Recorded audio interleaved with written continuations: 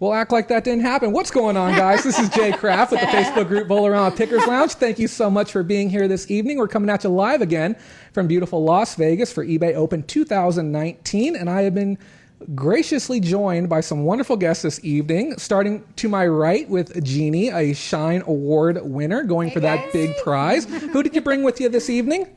I have two business associates, Renee and Victoria. Hello. Hello.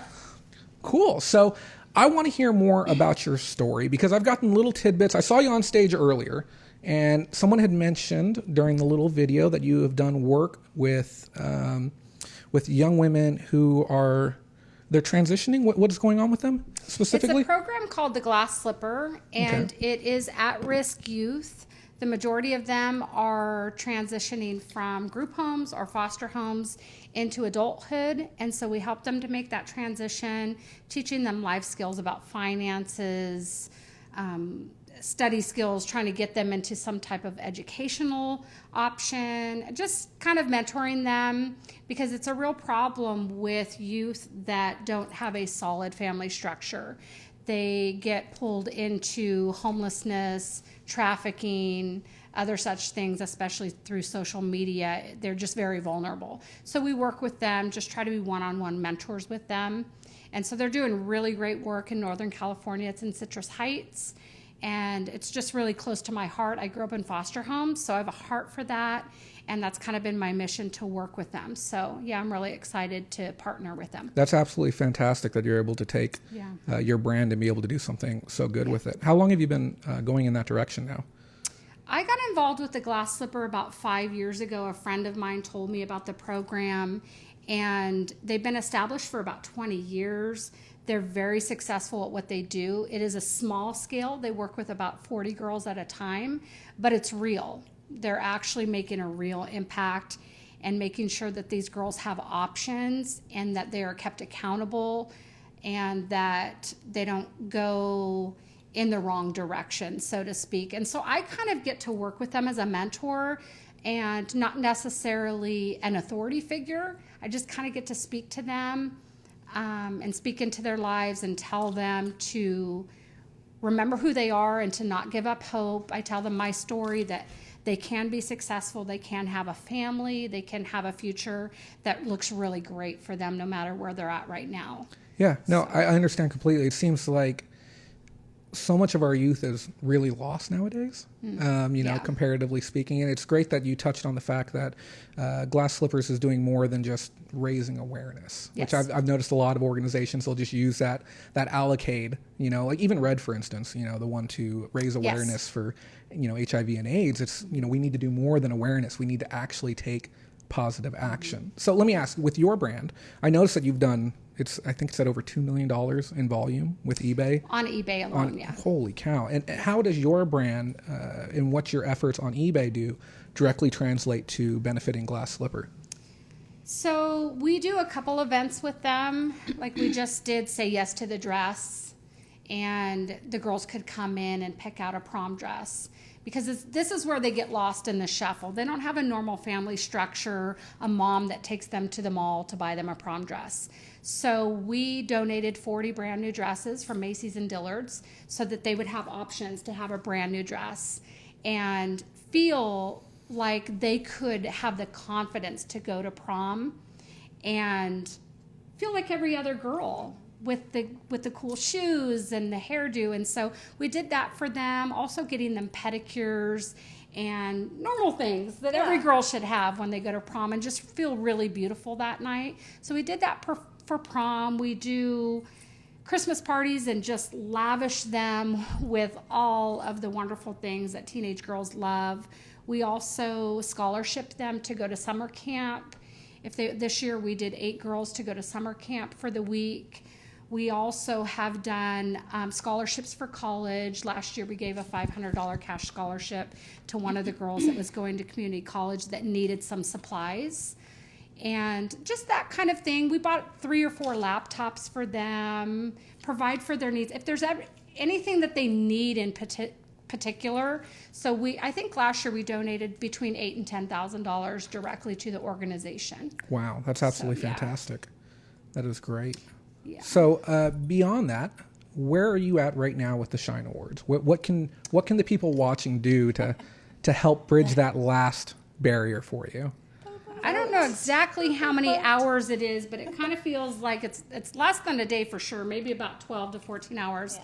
Voting ends tomorrow at 10 a.m. And so get on there and vote. Yes. It's they can just type in eBay Open. ebayopen.com/Shine Awards is really the easiest. Look for Clara Jeanne LaCelle, Surfing Junkie, and vote for us. This really is a vote for the glass slipper. They will be the ones directly benefiting from this. It's really exciting because some of them, I'm sending them screenshots. They truly feel that they have won the Shine Awards, that Glass Slipper has won. And so they're so excited just to be a part of this and sending messages to friends and just getting so excited. So they've already kind of won. But there's a project going on with the Glass Slipper, which is a commercial kitchen. We try to work with the girls and find something that they love. They sew, teach them how to sew, repurpose furniture. There's one gal that she takes wood into her wood shop at school and she cuts out names and she sells them at the Ella Marketplace. So we're just looking for something that they love, a passion. And so many of them love to cook because cooking has a very therapeutic effect for trauma.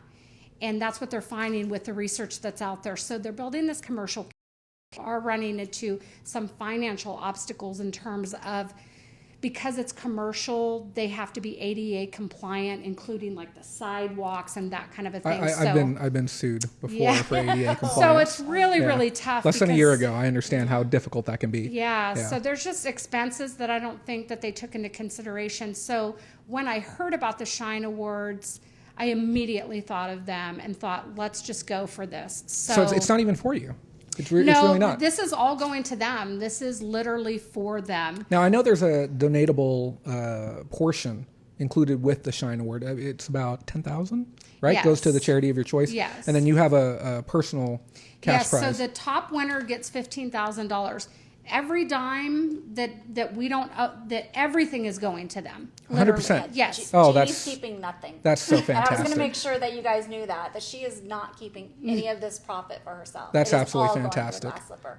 That is fantastic. Yeah, we don't have the financial need. They do. And so this is about them. And we really want to get behind them and support this. There are local chefs in the area that have agreed to come in and work with these girls. We're hoping that they can also begin to transition some of these girls into the culinary academies that are nearby. If we can get the whole community of Sacramento involved to really make this their project, you know, it takes a village. It's going to take this whole community of Sacramento to come together for these girls because they deserve it. They really do. Yeah.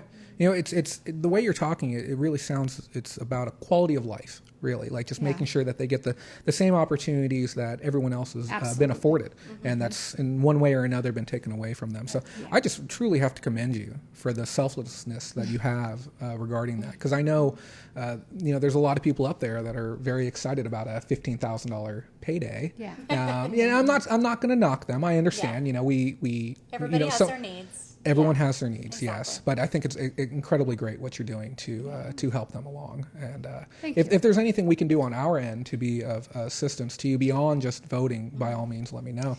Yeah. Get out there and vote. That's what we need right now. That's lots the of immediate votes, guys. Lots of votes. And if you haven't checked it out, just visit the Facebook group. We have a post that you placed just yesterday that you can visit facebook.com/groups/Bolarama, and you can cast your vote through that link and just leave a little comment. Let us know that you voted, and we'll give you a personal thank you once eBay Open is done as well. So let me ask, have you had any of the girls ask about what you do and take an interest in maybe becoming a reseller? Yeah, actually, there was one of the girls that she showed a lot of promise, and she was a really, really tough case when we first met, and I took her to New York for a week, and we kind of played around with it because I source from New York too. I go there a lot, and so she bought some things to resell because she was kind of throwing things on Mercari. But yeah, so little by little, and they love to repurpose. So my goal when I go back is to see if I can begin to establish possibly like an Etsy or a Poshmark store for the glass slipper specifically. And these girls can be thrifting or they can be making things, because right now it's just on this level of Ella Marketplace. It's just a physical store that people come to and purchase. But I think this could be much bigger for them, where they're selling online and reaching more and more people. So they'll all use the same site and put on there, and then the glass slipper will kind of run it, the ministry. I'll be honest with you. I personally, and I know other people that would too, we get good items sometimes, and we might not want to take the time to list them. Or rather than donating cash, we would very much so be inclined, if we bought an item for $1 that was worth $40 and we hadn't capitalized on that 40 yet, if we could box it up and ship it out to your organization, say, hey, if you have young females who are looking to be resellers and they need inventory to start listing, I would happily send merchandise in that cost me essentially nothing. Everybody has a dead, what is it called, a death pile? Yeah, death Yeah, pile. yes, Yeah. Everybody has a death pile. Yeah. That they would be happy to. Yeah. Box it up. You'd be getting rid of your death pile, and you'd be helping other And people. Great idea. It's a 501c3, right? Yes, So absolutely. it would be a tax deductible donation, and I'm sure you could even maybe dance a little bit closer to the gross amount of your tax deductible donation opposed to what you may have actually paid. So it could essentially still turn a profit while doing a good thing for another organization and another human. Yeah. And Jay's on to something here. I feel like I tell you, I'm the idea guy. Yeah. You know, Or even if like they it. live in the Sacramento area, if they wanted to volunteer their time, Yeah. you know, to certain things, or if they have a trade that they do, that's something they might need, that, you know, they can volunteer their time if they're in that area. 100%. Yeah, I would be more than happy to come down and give clinics on reselling and thrifting and picking and stuff like that. I love the industry. So let me ask you two, what do you guys do within this whole equation here? Me first? Yes. I'm the newbie. Well, I have an eBay store that I've had. It's been pretty successful. I was able to pay off about $60,000 worth of debt that I had acquired as a single mom, and just chipped away at it, working my eBay business. And it was about a year and a half ago I had a brand new house built. Wow. Beautiful home. As a single mom. Yeah, single mom, beautiful home. Amazing. So what do you specialize in within eBay? Health and beauty. Okay. And everyone's going to ask, I know we talked about this a moment earlier, are you doing RA, OA, hand sourcing? Mainly retail arbitrage, yes. Okay. That's my main. But I'm not, people will say, well, what do you sell? And my answer is everything. I mean, if I'm, you know. I saw you sizing up these mics and trying to figure I'm out like, what I okay, could. We'll sell it. Yeah, if there's Someone asked me if it's illegal. I'm like, well, you know. I can't walk into a room anymore without sizing up items and trying to figure out what I can make on them. No, I travel. I do a lot of traveling everywhere I go. I'm like, okay. So I say health and beauty, but it's really anything I feel like I can flip. Yeah. Yeah. If I feel like I can make a profit on it, I'm gonna buy it. I'm gonna try to flip it. So, but it's really made a huge difference in my life and my son's life. So That's fantastic. He's 23 now, but you know, he, for me being a single mom, and let me tell you, 10 years ago, we were in a very bad place. And everything turned around, and I'm going to say it's partly because of eBay. That's fantastic. Yeah, I was listening to Devin's remarks this morning. You went there, correct, during the presentation? Yeah, and he opened by starting and talking about how eBay is a human brand, and eBay creates opportunities. And I've been saying historically for months, even over a year, that it felt like eBay lost a bit of its identity. You know, because originally it was an auction website, and I felt like if they don't pick a new identity here soon, people aren't going to know what eBay is anymore. Right. And when they start talking about being a human brand and a relatable brand and connecting with millennials and all of these things, I'm like, yes, absolutely. This is exactly what people need to hear, because it's afforded you quality of life, which is huge. And I want, honest to God, I'll say the same thing about myself. You know, there's a reason why I do this industry. You know, it's fun, it's profitable, it allows me to have my balance between time freedom and financial freedom where I don't feel I could find elsewhere. Yeah. You know, you're carving your own opportunity, and that's the American dream, honestly. You know, if they brand eBay as the brand, you know, that pushes the American dream for real human beings. You know, it's huge. What I liked about this morning, what I got out of this morning, is I felt like they're trying hard. Yeah. I mean, like, it's not a joke. Like, Yeah. they are like, they're hitting all the points. I'm like, boom, boom, boom. They're really, really trying. I feel like there's a resurrection a little bit with eBay, you know? I sat down and I did a stream at 2:30 today. And when I sat down for the thing earlier, I started taking notes. And I only expected an hour-long presentation. And then when it went to 3+ hours, I'd filled 5 pages with notes. I didn't expect that much relevant material. I came back here and I spoke for an hour. Somebody had even commented during the live show. They said, "You sound like an eBay fanboy now." And I'm like, they're telling me everything that I've wanted to hear. I've been waiting years and years to hear this. And Yes, I agree. I was talking with the small business ambassador team just now, and I was explaining to him that, you know, the direction that they're going, there's just so much value in it moving forward, and we've all been waiting for it. So I hope this is that new leaf that we've been waiting for. I feel like it is. I feel like there's a resurrection going on. I think they see a place in the market that they can rise to the occasion. I think they're on it. If they really it truly, makes me excited. If they to be really honest truly with you. believe this, and I'm almost like blushing, tingling, just almost saying it, the seller first mentality, which Thank you. I mean, I haven't felt in a very long time. I haven't felt since the day that they took away the ability to leave negative feedback. Remember, as a seller, you could leave negative feedback for somebody buying, and when they took that away, I know I don't look old enough to remember those days. I was there for them. Just really quick. Okay, so about a month ago, I called Jeannie and I said, "All right, listen, I just talked to somebody in customer service, and I am telling you, they have done a 180 on the way that they're treating me as a seller, because I had an issue with a buyer, and they have done a 180. Was this concierge or regular call-in? Just a regular phone call. Okay. Thank you for calling.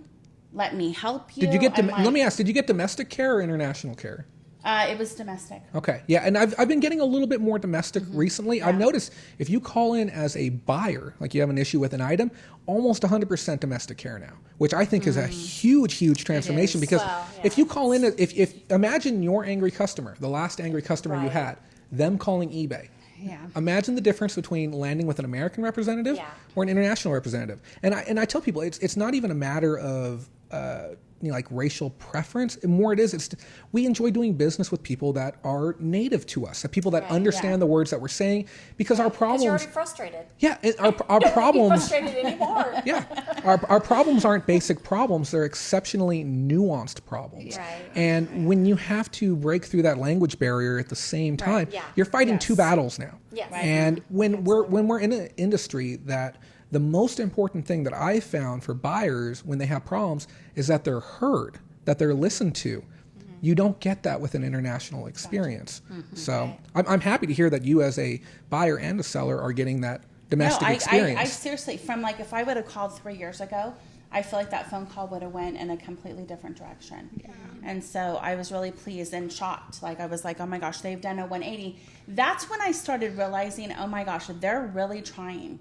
And then now that I've been, this morning in the auditorium, I'm like, wow, they're really trying to step up their game. Did you feel the tingles during that presentation? I really did. I really did, because this is my platform. I know there's other platforms, different things you can go on, especially now. Well, I think we've been forced to diversify, honestly, with some of the. I don't think anyone started on eBay and said, "Man, I'm really pumped about having to start all over on another platform." I think we've all made that switch, because let's jump into another learning curve. Yeah, because another platform offered something that our primary platform didn't. And I've deleted around a little bit. Yeah, I have. I've deleted I around think a little every bit. one of us here has a presence on another platform. This is where I'm most comfortable. This is where I want this to work. Well, it's a human platform, like Devin Completely. said. Yeah, and if we can really get to those roots, I'm going to be the happiest guy around. I've been smiling all afternoon since that presentation. Yeah, me too. I was telling everyone. I told everyone, after that presentation was over, I was immediately thinking, I'm like, I wonder what next year is going to be like. Because if that's where they're putting the bar at this year, I'm all about it. I'll pre-register now. Yeah. Like I am that excited Well, we about had the the process. group text going because we were all in different spots. Yeah. We're like, none of us were sitting together. Did you hear what he just said? Well, even when Devin was first speaking and he mentioned seller protections, crowd erupted. Okay, you know, comparative to when he said manage payments, there was like a clear, a clear difference in the energy in the room. Yeah. So let me ask, what about yourself? Where do you fall within this team here? Well, I've only been here a year. Okay. And Jeannie, the giving person that she is, always good to everybody. She offers eBay classes to other people. Oh, fantastic. Yeah. Friends, family, whoever wants to come. And so I work in corporate America today. And sorry to hear that. Go on. In about 3 years, I'm hoping, well, I'll have 30 years with my corporate job, and I'm hoping to retire. So I thought, I'm young still, and so I need to be able to continue on doing things. And so Jeannie offered a class about a year ago, and I went, and we've been friends since high school, so it was fun to catch up with her anyways. Absolutely. And so I've kind of taken it from there. She showed me the ropes. I've kind of went a different direction than what she does. What do you do yourself? I do more thrifting, bidding sites. Sniping goods? Yeah, I just love it. There's nothing wrong with that. I still do, the retail thing like they do, but I just find it, going the other direction. Yeah. So, yeah. Well, there's so many ways of making money within the eBay ecosphere. I'll dig around online and I'll just see a plethora, everything from, like repack trading cards where people are essentially building their own booster packs to selling portions of, coin collections, estate clear outs, to manufacturing their own goods and exclusively selling through eBay. And there's probably over 1,000 different ways to make $1,000 a week on eBay, honestly. So I tell people, whatever direction you're going to go, even if it's not the most profitable, I just explained to somebody, I'm like, I totally could make 10, 20 times more than what I'm making right now, but I want to enjoy it. It wouldn't be fun. Yeah. So, if you can get to that point where you're making, the money to get your own house, support your family, have money left over to come to eBay Open and maybe not feel bad about gambling away a couple $100. Like things are that stable for you. That's a great place to be. Like I said, it's the American dream, honestly, to be in that position to be able to do that. Have you ever seen the commercial? And I don't remember who it's for, but the family takes out their son's room and he has this little closet now because he went away to college. Okay. I did that to my daughter. Sorry, Danielle. But, her bedroom has now become my eBay room. Yep. And so her bed is now under the house in plastic, and it's there. And I've taken over her desk. I've taken out her dresser. I've now put shelves and clear bins and, so I can do my inventory. So I'm in it to win it. You have to. It's a good time. So you've been doing it for a year. How many active are you sitting at right now? Where's your store at? I have just over 400, and I do it with my sister. So part of it is at my house, and part of it is in her home in Sacramento. So she does some listing, I do some listing. She does sourcing, I do sourcing. We text a lot with each other, and it's a good thing for her. It gets her out and about too, and we enjoy spending the time together. So it's been fun. Right now it's just fun for me. That's fantastic. Yeah. No, it's important. It's important to make sure you enjoy yourself. Yeah. We got a few comments in here. Tracy said that she was so angry about the negative feedback removal ability that she wanted to throw punch somebody. Yeah, and I felt that pain. And I was there with you. Is it Tracy? Yep. Yeah, Tracy thrifts it. Yeah, she has a YouTube channel as well. I feel your pain. Yeah, it's certainly frustrating. And if you guys have any questions for anyone here, now is a fantastic time to ask. We only got about another 20 minutes with them. They have some other obligations that they must get to this evening. Is there any other stuff that you would like people to know regarding the organization? No, I think we kind of covered it, but they are having the 8 Shine winners meet directly with Devin tomorrow. Oh, fantastic. Just 8 of us with him. So if there's anything that you've ever wanted to ask Devin, throw it our way, because we are going to have a small group and be able to address some of these things with him. And I think that he's going to be really receptive to it. So anything that you can think of, just put it on there. And people want to know what your store names are, if you have store names that you'd like to give out down the line. Mine is Surfin' Junkie. So. And that can be visible on the Pam put a link up earlier for the Shine Award. Pam, if you wouldn't mind placing it again so people can go put their last minute votes in. And her store is there as well. And your guys? My store is Sisters Sell Everything. Very nice. Mine is Simple Favorites 2010. Very cool. Very cool. One more question for you guys. We'll go down the line. What was the best piece of information that you've taken away from today's presentation that you feel is going to be of value to you moving forward? Because I know there was a lot, but is there any From here or just in general? strictly from the presentation this morning that we spoke on earlier? They're going to implement fulfillment centers. I'm completely freaking out because with what I do and my model, this is a game changer for me. I am really, really excited about these fulfillment centers. I'm concerned. That's one thing I want to address with Devin. Like, we need to be doing it right. There's a lot of concern out there regarding there is it. a lot of concern because we need to be careful about who they are, because it's actually, as far as I understand, it's not eBay's fulfillment centers. They are going to partner with other fulfillment centers. So we've had a little bit of trouble with them using third-party brands in the past. Yeah. We've noticed that with the I can't remember the name of it, but they had a service to have multi-listing presence in 7 different countries, and there was a real negative experience for a lot of sellers with that third-party brand. And then the GSP, Global Shipping Program, that's not in-house, is it? That's a third-party company. It is. Oh, it is in-house? It is a third party. Yeah, and that one, though, seemed to gone, right. for the most part, fairly, well. You get a well. couple of Very bad experiences here and there, but for the whole, that's gone well. But the fulfillment center has been in beta version already. And as far as I can tell, the couple people I've talked to that were part of the beta were really impressed. So I am hopeful. I am hopeful that this is, but that's probably, I wanted to jump out of my chair.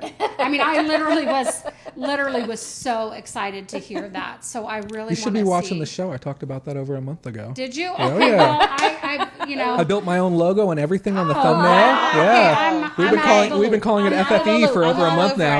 Okay, so that's what I was excited about. We did that stuff thing up and- early around here. Yeah. Yeah. So I was really excited about that. And I think that I agree with Victoria. I think eBay is listening to sellers in a way that they have not in a long time. So I really think that this is going forward. I don't think it's stagnant. I think eBay is moving forward, and I'm happy. And I would have never said that a week ago. Yeah. Honestly. I agree. Yeah, I a week agree. ago. I'm so energized. The people who aren't here right now, when I did that stream earlier, and even now, I think there's still a lot of skepticism that's well founded, honestly. And I think that as they start to see some of these changes, some of which have already been implemented, some of which are going to be as late as October, even end of year, I think they'll start coming around and realize, okay, the marketplace has changed. Yeah. Well, I think we have to re-educate people with eBay too. Because when I came to Jeannie a year ago, I still thought of eBay as auctioning junk. Yeah. Seriously. And then when I went to our class, I'm like, oh, like you sell new things? Like, I had no idea. So I find that I'm having to tell people, and they're like, oh, well, I'm like, oh, it's, they're like, that's well, part it's of that just identity. It's that a identity slutty, crisis. gym shirt. I don't want that. Right. And it's like, but it's not that anymore. Go check it out. See, You'd be surprised. Even that there's a bit of pushback on that too, because I understand the value in selling new items. It attracts a whole different type of clientele, and I understand there's a lot of people out there, because we focus in primarily on used goods that don't see the value in having hundreds of thousands of new people come specifically for brand new lotions, brand new compacts. The Jeffree Star collection came out. People want that, you know, and they're experiencing eBay for the very first time, sometimes because there's just none anywhere else online. They have to come to eBay to make that first purchase. So if those items weren't there, we wouldn't get that first point of contact, and as I said earlier, that positive first experience, which then can convert to, oh, here's something used. It looks pretty nice. The picture looks good. The seller looks good. I think I'll go ahead and give this a shot, and then we're bridging that gap. Well, it's the best of both worlds, Yes. right? I mean, you could get the things that you can't find, or you could get the new things that, has been picked up at retail, but it's less expensive. So, I may want a new foundation, but I also want that doll from 1980s because, I'm reminiscing right now. That kind of thing. So... You're going to begin to see an influx back to eBay also. Amazon invited me to come to a seminar about 6 weeks ago in Seattle, and we met at the headquarters. And their goal, brand registry, VP said, our goal is to brand register everything, and they want every brand registered, and they want to be the seller of that brand. That's very scary for those of you who don't understand what you said right now. My eyes just shot open when I heard that. This is a huge deal. Yeah. And so they are going to begin to gate. There's a lot of brands, and ASIN's gated. There's a lot of specific things gated, but they want everything sort of slowly gated. But what an opportunity for those that are selling on eBay, because Amazon then will only provide merchandise that is readily available to them in mass quantity. So as soon as an item is discontinued, they will no longer sell it. Their catalog is going to shrink, and eBay's catalog is going to explode. Well, I think what would happen is the catalog may stay somewhere where it's at right now once they've established these brand connections. But it's interesting to see the fact that both eBay and Amazon were truly founded on the backs of people. The actual third-party sellers. Yeah, the actual third-party sellers. And as we're moving forward, there's been a lot of talk about how eBay has really separated itself from its third-party sellers, because it's picking up a lot of first-party deals, with Microsoft and Coach and other premium brands. Right. But when you see the underside of what Amazon's doing, and you know very well about them scooping up brands and pretty much cutting out their sellers just to be able to generate a buck, it's really interesting, the timing, to see eBay make that hard turn and say, okay, you know what? We invested too heavily into first party. We have to go back to third party, because in the reality, they can't win the race with Amazon for first party. It's just simply not going to happen. They've lost it. Right. And I think that might be part of the reason why we're seeing such a hard turn back, but it's a welcome one. Right. It truly is. I can't complain. Right. And yourself, I didn't get to hear your answer. The most important thing, your takeaway for today. Okay, I'm going to say the fulfillment. With what I do, the way that I travel, man, if I could take a box of, products and ship them out to a fulfillment center, that would make my job like a 1,000 times easier. So yeah, I'm going to say the fulfillment. How do you feel fulfillment will differ from Amazon in a way that would make it worth the effort to switch? Look, if you're looking for paper towels to be delivered to you in 4 minutes, we're not your guy. We're not your guy. Peace out. That's what he said. Devin said that. Peace. But if you're looking for, a fulfillment center, to eBay style, then I think there's going to be glitches. I don't think it's going to be tomorrow, but I think they're going in a good direction. That's fantastic. Yes. Yeah, no, I'm cautiously optimistic. Let me respond to this one really quick. Debbie Does Sales sent us $5 super chat. Thank you so much for that. She says, "Good job, Jay." Yeah, he's doing awesome. Yeah, you're awesome. They don't realize the amount of other stuff that's off screen that made this whole thing possible. Man. Yeah, this was. I do, because I took pictures of it. Yeah, this awesome. This is quite the build to make this happen. It is. So thank you so much for that, Debbie. We appreciate that. But please carry on. Yeah, no, I was just saying mine is a little different, just because these girls, they sell the same. They have a lot of the same product, so they would benefit by going to the fulfillment center. I, however, do not. I have ones, twos of certain things. Yeah. So for me, my biggest thing was the beta that they're bringing out for the pictures, to make the whole white background and the multi-user, because my daughter is in college, and she'll come home. She'll take pictures from another location of the items I have. I'll drop the stuff off to her. She'll take pictures. I'll go back and pick them up. But now I can just let her log in, take those pictures, upload them, and she doesn't have to see the whole. It's really, really powerful too, and especially if you think about the fact that now I can essentially have a partner anywhere I want. So if I know somebody who wants to be an entity within my store, maybe even somebody who you give classes, maybe you want to have somebody create drafts on your account. And you say, okay, here, go ahead and list. You're going to take this lesson. I'm giving it to you. You're going to have that. It's another freebie. It's another freebie. You can have them list the items up on your account. You can give them that temporary access, have them create the drafts. You can look through the drafts, check them for errors, and then actually run the listing. And then when it sells, you can actually have them remotely on the back end handle their own pack and ship. and you can overlook it as well. You can say, okay, let me see what your label looks like. Let me make sure you got all this right. Okay, you have 24 hours to get to the post, and you can see the confirmed scan in as well. So it allows you to train on a whole new level with people that are nowhere near you, and then you could even pick up business partners. If you have somebody that says, hey, I got a whole bunch of this product, but I really need an established account that I can work with, you can work them into your, obviously if you trust them, you can work them to your business. They don't have to be anywhere near you, and the inventory doesn't have to be anywhere near you because they can handle it all on their side.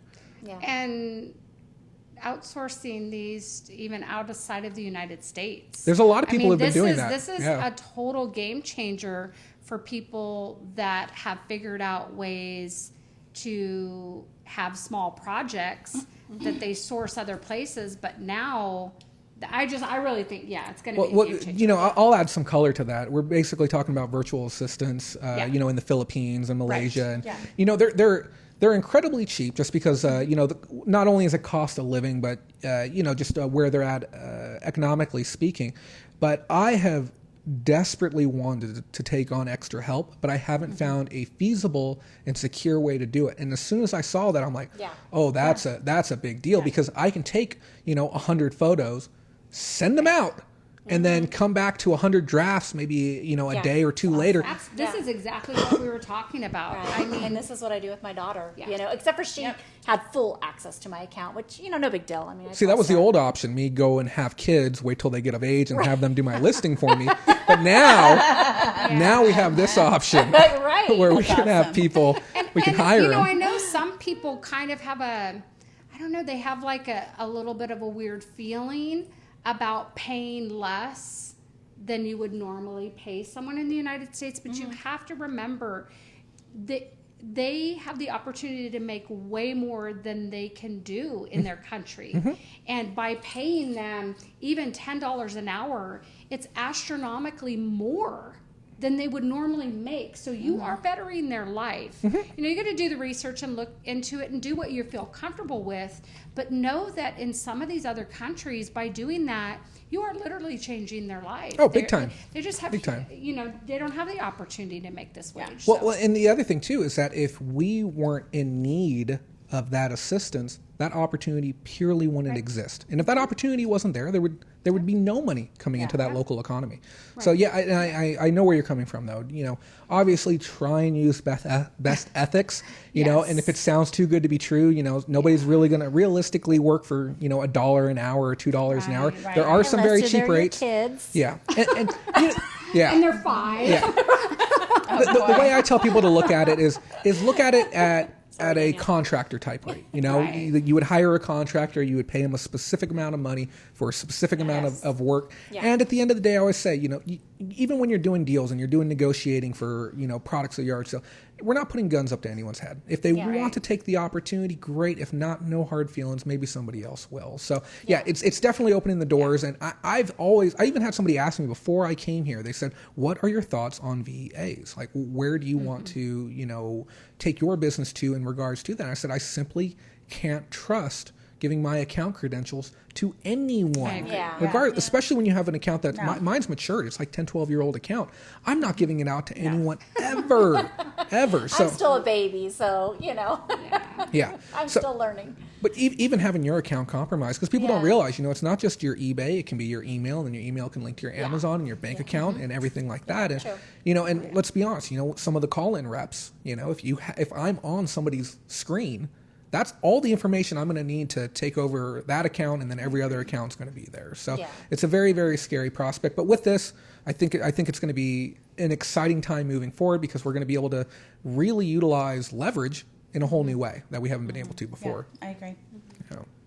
It's going to be good stuff. Let's take a look at the comments. If anyone has any more questions, like I said, I don't want to keep you too long. How much more time you guys got? What time is it now? It's 7:15 right now. Yeah. Don't want to keep it. We'll a few more minutes and we'll let them get out of here. So if you guys have any questions, somebody was asking what is FFE? That is fulfillment by eBay. I don't know. Do they officially call it that? Because that's what I've been calling it. I think they did say fulfillment center. Yeah, I've been saying FFE is what I've been calling it. Except for that multi-user, they called it MUA. MUA, multi-user account access. That was the only acronym I heard. Yeah. Let's see if we got any other questions.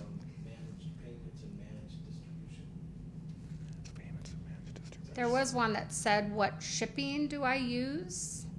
I use ShipStation. I do the Pirate little bit, Pirate Ship. But typically, all my stuff is small and light.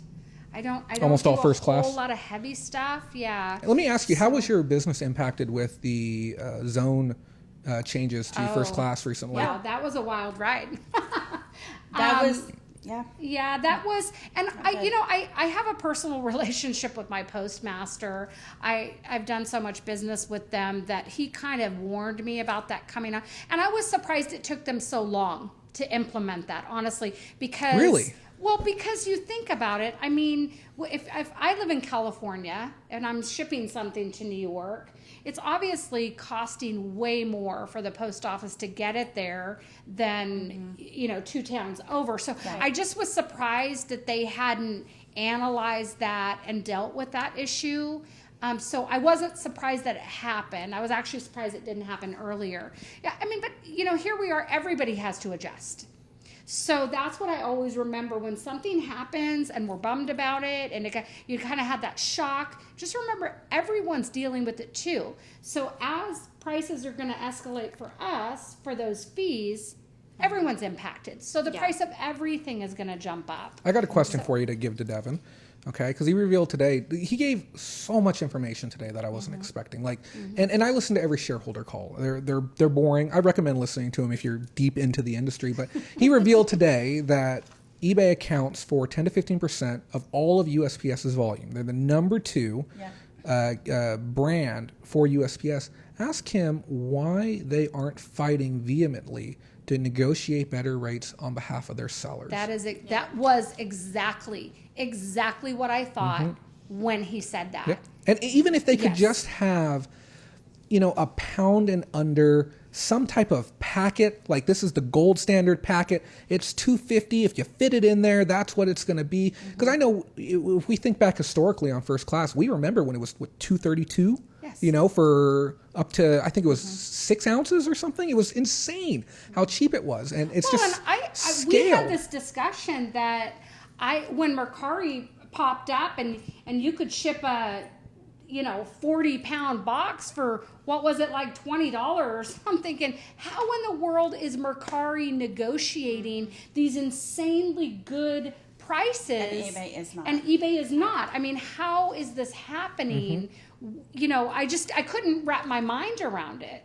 That they were such a new company, and I don't know exactly how that happened. I know that there was this influx of Mercari, Poshmark, all popping up, and I don't know what type of what went on in the background to give them that ability to be able to ship stuff so cheap.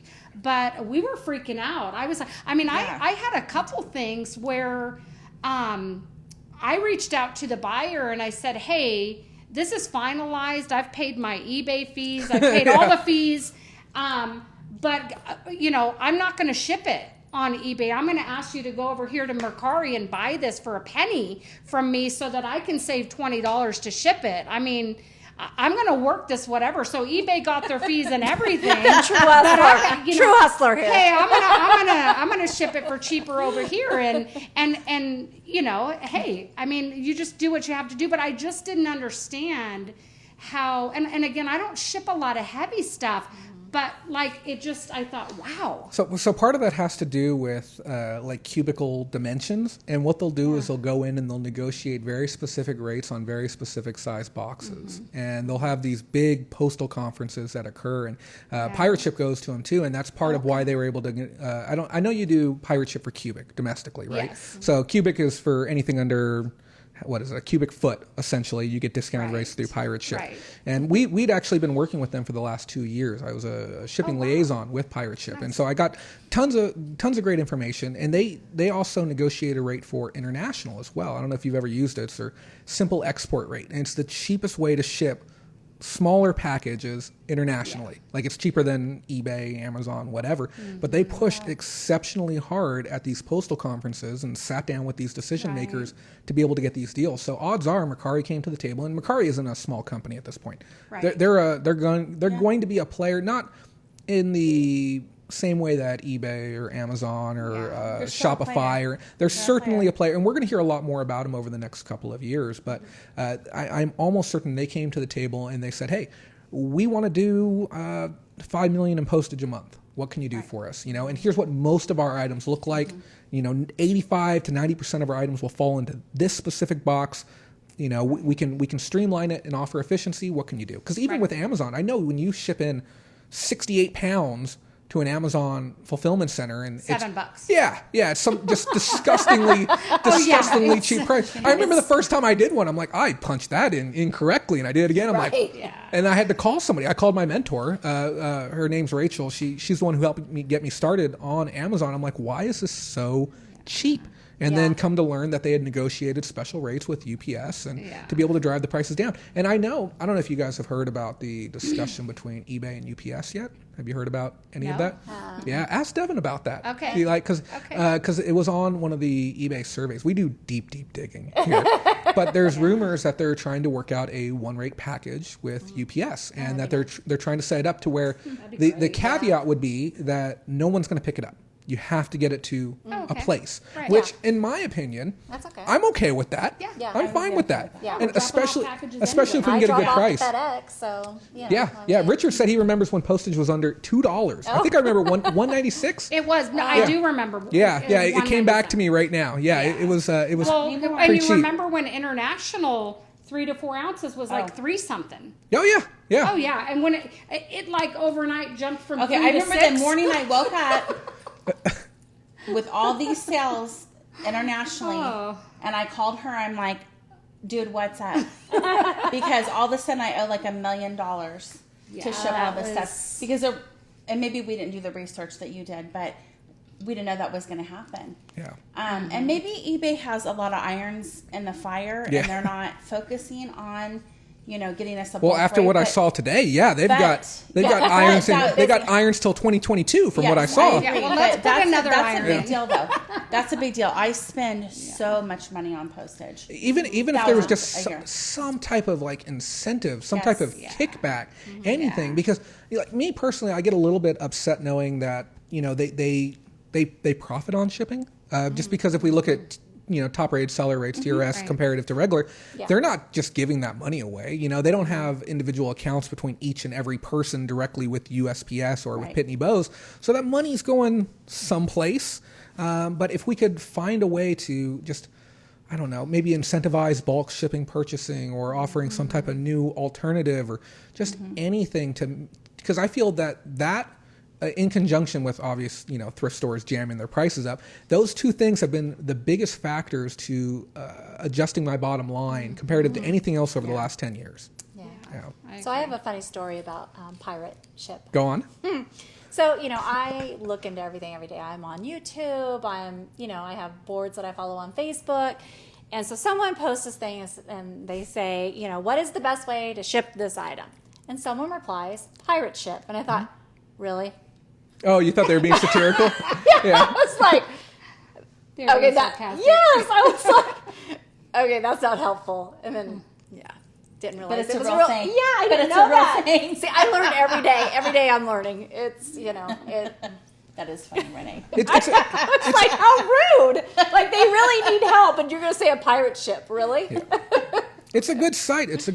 They're having a little bit of they're having a little bit of scaling issues right now, though, because things don't get cheaper as you start selling more postage, and they're moving millions and millions and millions of dollars of postage almost every day at this point. It's disgusting the amount of postage that they're moving. It doesn't get cheaper, and I think that's part of the problem that eBay has realized. They've invested so much money on the top end as far as executives and pencil pushers and stuff to that effect, and they hadn't put enough money in the bottom end as far as people that talk to us. The everyday seller, being able to get in touch with people like, the gentleman who wrapped up the presentation today, he was saying, go find the people in the blue shirts, go ask them questions.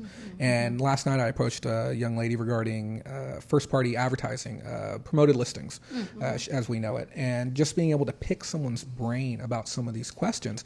And I was even saying that, the shareholder call is there for shareholders to get valuable information, and we get little tidbits that we can use as sellers. I would love a seller call. Just every month or every 2 months, every 3 months, give us stuff outside of just the seller update, which is very cut and dry. This is what this is. This is what this is. But let's get a little more real engagement, that human element, a little more money revenue spend on the lower end of things as well. They're very helpful. I mean, you can ask any of them that are walking by. It's fantastic. Yeah. And they've solved a problem for me that I've had for months, and they solved it here for me today or yesterday. Cool. It was so awesome. That is great. There's about 400 people from eBay here. Yeah. That many? They're amazing. Yes. Wow. I guesstimated around at least 100 representatives, but you're saying that's incredible. Yeah. And they're very friendly. And I was telling people at first, I really felt that this was I hate to say it, a little bit of a cash grab, because $450, it's way up from years historically. But as soon as I started walking around, I saw everything they put. I looked at it, I'm like, they're losing money. There's no way, not a chance they're turning a profit on this with the amount of labor. Because not only is it 400 eBay reps, you have about 50 to 100 event staff between security and barcode scanners and line movers and stuff like that. And those people don't work for eBay. Some of the people behind the counter that were giving out the badges, they're just event staff. And you have a lot of that. You have all the cooks and the DJs and the camera people and everything. There's no way they're turning a profit on this. But I'm looking at, there's a lot of marketing value, and honestly, they're creating fanboys and fangirls who want to go out and say great things about the brand, which is it's very unique to this year. Yes. We got a $2 super chat from Rusty Raccoon. Says introduce me to your friends. Yeah. He also said that he does $30,000 a year in postage costs alone. So moving some volume. Yeah. Know that. Yeah. So let me ask you guys, I don't want to put any pressure on you. I'll start here with the seasoned seller. If you guys have any advice that you would like to give new people, or even people who are maybe seasoned but looking to scale up just a little bit more, something valuable that you've learned that wasn't taught to you early enough. I always try to tell people, don't focus on the negative. Okay. Really, I mean, the amount of energy that we spend on such a small group of people that either leave you negative feedback or they hassle you or whatever. I try to stay factual about it. At the end of the year, when you do your taxes, and it'll say there's a portion that says refunds, right? And it's always really high. When I input all my tax stuff, it says, are you sure you want to, this is the right amount? And it is high. So we do a lot of refunds. But in terms of my entire amount of money flow that's coming in, it's such a small percentage. So just remember, because I think we can get so caught up on wasting our energy on these really, it's just such a small group of people. These bad actors. Yes, it's bad actors or whatever the situation. And we just let them go. Let it go and move on and just keep doing what you're doing and just focus on moving forward. But I had a hard time with that. I used to look at feedback and I would get so worked up. Try YouTube comments. I would read it. And he's a perfectionist, by the way. And of course, I mean, the backstory. So like you're in your mind, you're rehearsing everything, saying, you know what, I worked with you. I tried to do this and all those kind of things. And just know that you tried, you did your best. But at one point, there was probably a 2 or 3 year span that I didn't even read feedback. I had one of my employees go through and just block those people. Like, don't respond, block those people. And then I didn't. We wouldn't advise that now. I just want to clarify. I couldn't even believe how much better that I felt about just not even reading it. I think that's just life in general. If you can remove toxic energy, toxic people from your life, you just end up in a better state of mind just stay overall. Positive and especially when you do such good work with it, and then So, some people, there's literally nothing you can do Right. to please people. You can perfect item, perfect timing, perfect price, but if they open that cap and it just feels a little bit off, this is counterfeit. This isn't real. The last one opened much smoother than this one, and they'll find that little itty bitty thing. But I think it's good. It's good. Let that toxicity go. And 1 year in, what's the lesson that you've learned over the last year that you're like, dang, I wish somebody told me this month since I'm one. sitting next to my mentor, I can't say, No. What didn't she teach you over the last year? So the one thing in class that wasn't taught was inventory. tracking your inventory. I kind of grew pretty quickly. And I just didn't have a inventory, what's the word I'm looking for? Like management? Management, thank you, in place. I was a disaster, so I'd get an order coming in, and I'd be like, okay, where did that go? And I know you can relate, because we talked about this on the way here. And, I would spend 20 minutes, and, and my sister and I are texting, do you have that? I don't have that. No, I think you listed that. Let me ask, do you ever get to that point disaster. where you start looking at it and you're like, did I ever own this item? Like, Yes! is this really my listing that I put online? Or is something that messed up with my account right now? Yeah, you start going into denial, full denial that it ever happened. But some of the things my sister had put on. So, you know what I mean? Like, I'm like, oh, hey, look what we got for sale. That's amazing. Like, I had no idea, But anyways, so now I put in my listing in the item specific. There is a bin number. I have them listed in clear bins. I have, so it's all in there. So now I know what's at my house and what's at her house, because my bin numbers are different than her bin numbers. So that's smart. And you can put that right in the SKU. Mm-hmm. Yeah, they got the new they got the new where simplified item numbers too, which I want to start utilizing. I'm gonna wait till it gets settled out first and I fully understand it. But it looks like it's going to help. Once you get too much, in the beginning it's easy to handle, because you just have, you have a few things when you're starting out. But once, you get to a certain point, like I have, what do you call it? The dead pile? Death pile. Death pile. Yeah. Death I have piles. probably 3 of those going on right now. So,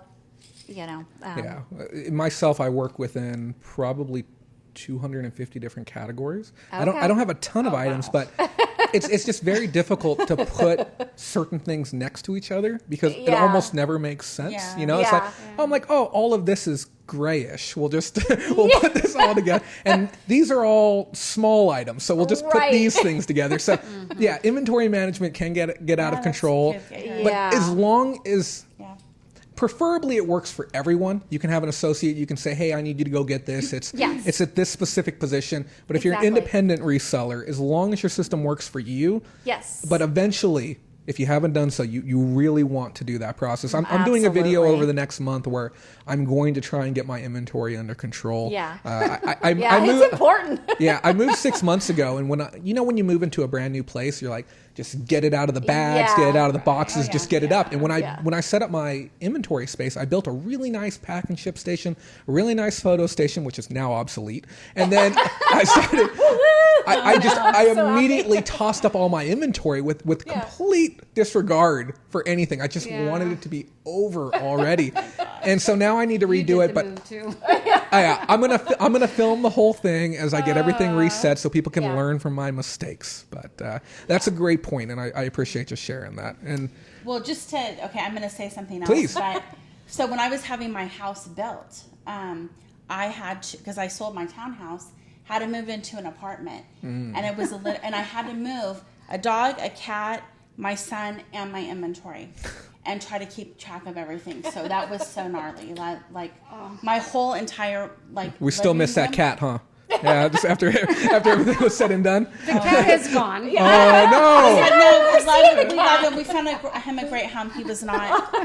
He was not happening. But my whole living room was like, my inventory. It was awful.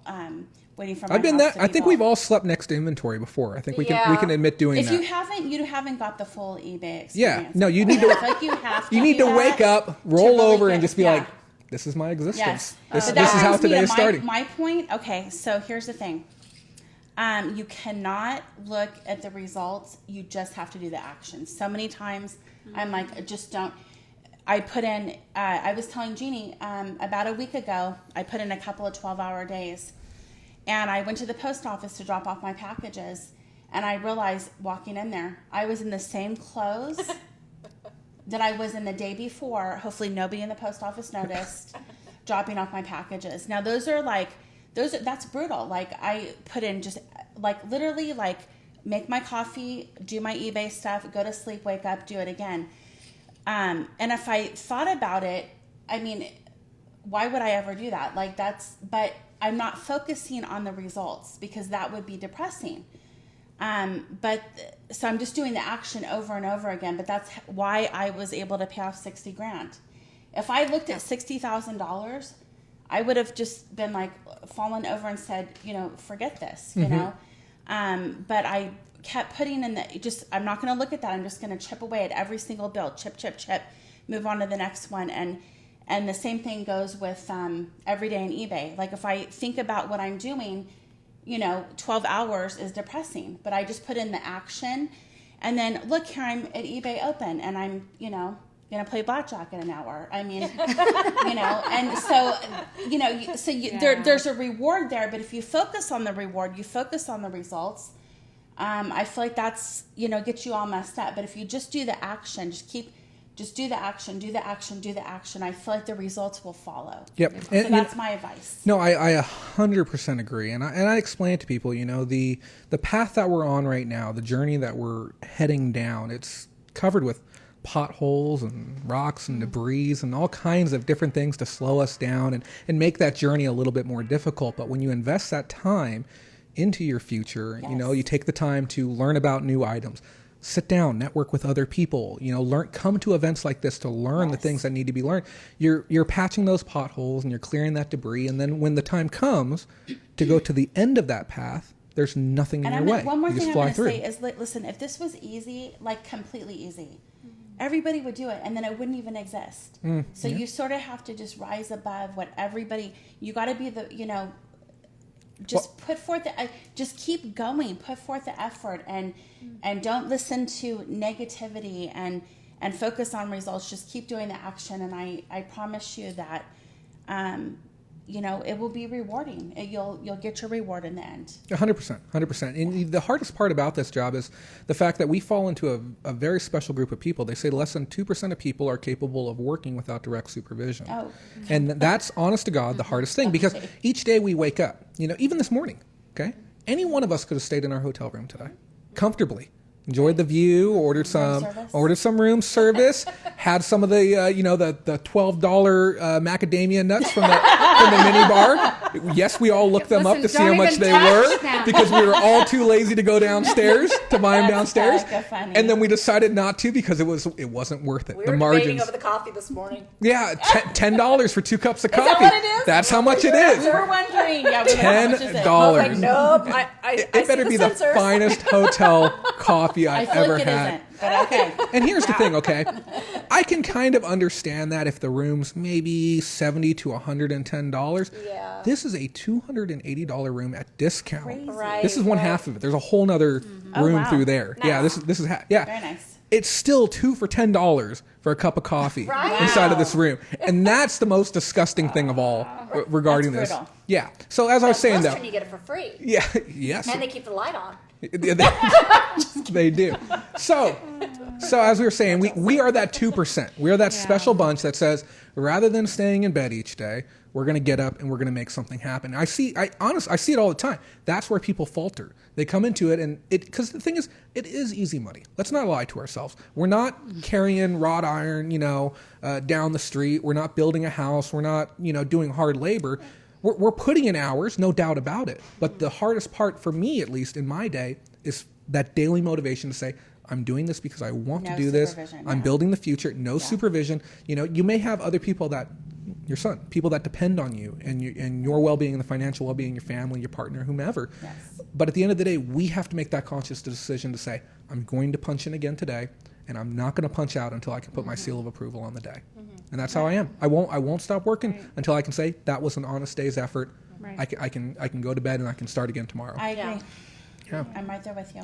You guys are fantastic. I've really, Thanks. really appreciated having you on.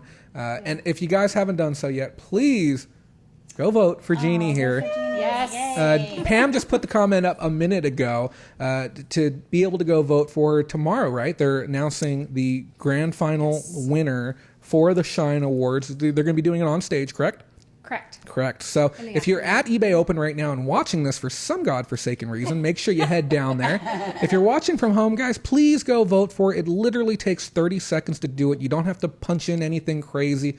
It's real quick. And we got a bunch of people saying that they voted for you. So thank you to those of you who did.